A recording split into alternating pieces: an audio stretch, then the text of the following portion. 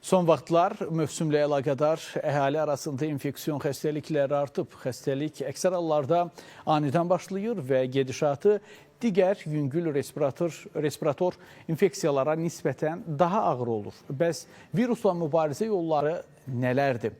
Əməkdaşımız bax bu suala cavab tapmağa çalışıb.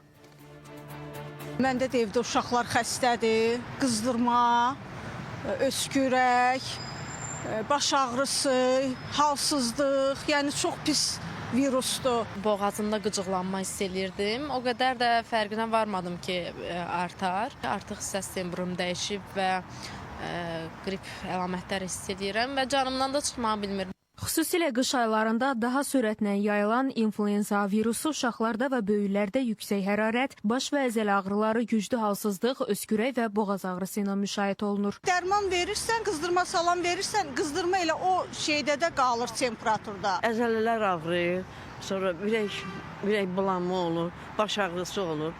Candan da çıxmır və yolxucudur. Bunun da müalicəsi həddən artıq yəni çətindir. Ağrı verir insana, ürək bulanma verir, halsız eləyir, taqətdən salır insan. Boğaz möhkəm ağrıyır, yandırır. El arasında soyuq dəymə xəstəliyi adı ilə yayılan, rinoviruslar tərəfindən törədilən adi infeksion xəstəliklərlə çox vaxt qarışdırılır. Bədən ağrıları, burun tutqunluğu, öskürək, bəzi hallarda qusma və ishal halları da təsadüf olunur. Bu xəstəliyin müalicəsində diaqnostika vacibdir. İlk 48 saat ərzində ağır hallarda antiviral preparatlar da təyin oluna bilər. Xəstəliyin əsas yoluxma yolu hava damcı mexanizmidir. Bu səbəbdən infeksiyanın yayılmasının qarşısını almaq üçün xəstə şəxslərlə yaxın təmasdan çəkinmək, qapalı və əhali sıx olan məkanlarda uzun müddət qalmamaq tövsiyə olunur. Ən çox təhlükə 1 yaş altı uşaqlar, 65 yaş üstü xronik xəstəliyi olan ahıl şəxslər və immün defisit xəstəliyi olan şəxslərdir.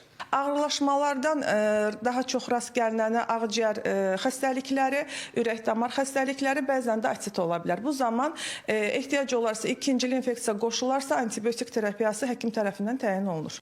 İnfluenza virus xəstəliyinin müalicəsində antibiotikdən istifadə olunmur. Əgər ağır gedişatı olarsa, ilk 48 saat ərzində antiviral preparatlar yüksək effekt verir. Günəş Rızayeva, Əfqan Bayramov, Fidan Səfər, Spice xəbər.